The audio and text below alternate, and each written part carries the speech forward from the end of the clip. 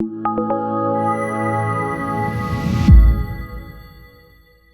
va démarrer la saison de publication des résultats. La semaine dernière, nous avions déjà les résultats de Nike. Cette semaine, nous aurons Delta Airlines et nous aurons Pepsi Cola. Mais on rentre dans le dur la semaine prochaine avec une quarantaine d'entreprises qui doivent rapporter pour l'équivalent de 8% de la capitalisation boursière du S&P 500.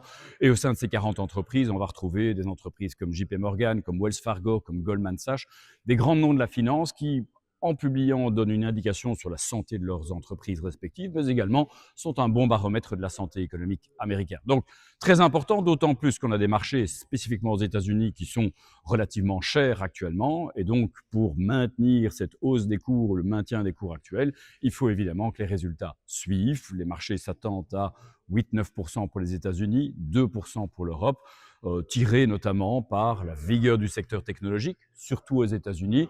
Aux États-Unis et en Europe, on voit qu'un secteur comme les valeurs financières tire relativement bien son épingle du jeu actuellement.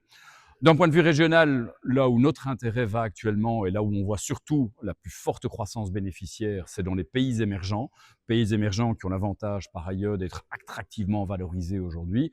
Donc clairement, dans nos choix régionaux au sein de l'ING Investment Office, c'est clairement les émergents qui l'emportent.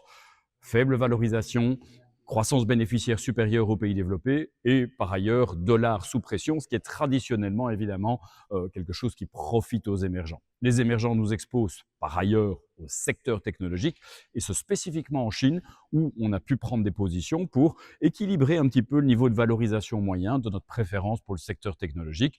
L'innovation est assez présente dans l'empire du milieu et c'est une raison pour nous, en tout cas, de l'exploiter en portefeuille. Restons donc investis avec une préférence pour la tech aux États-Unis et dans les émergents, les valeurs financières en Europe et aux États-Unis, et d'un point de vue régional pour les émergents.